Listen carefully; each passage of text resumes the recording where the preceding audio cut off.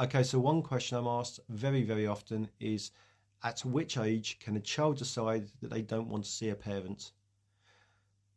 There's no magic formula, there's no magic age here. I hear people saying, oh, it's at 12 years old. No, it's not. I hear people saying it's at 10 years old. No, it's not. It's not any number. People like things nice and black and white, but the law is not black and white. If it was, you wouldn't get people like me and solicitors being paid to help people out in court. The court has lots of different factors it will take into account if it has to make a decision because you can't agree one with your ex.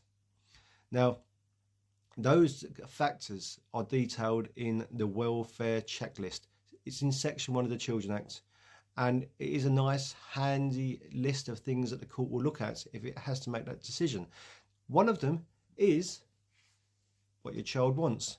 It's the ascertainable wishes and feelings taking into account the age and understanding of your child. So look, like I say, there's no black and white, but as a general rule, the older your child is and the more they understand, the more weight will be attached to their wishes and feelings.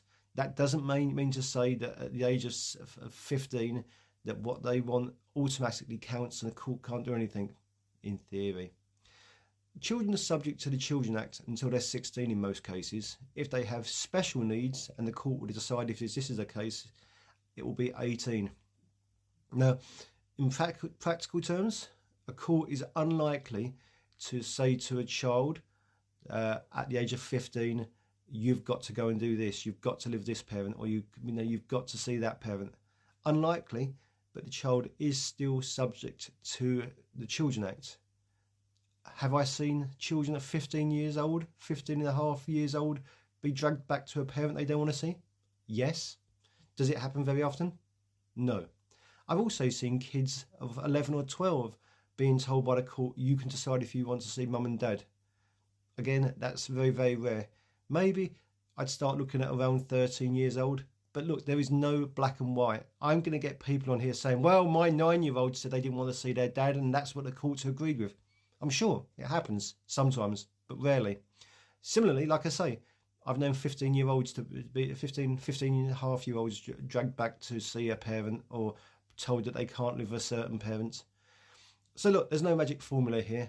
And if you're pinning your hopes on what your child wants or your child says they want, because bearing in mind that a child will often want to keep the parent they spend most of the time with happy, you're probably going to be disappointed. Children are children, they need parenting.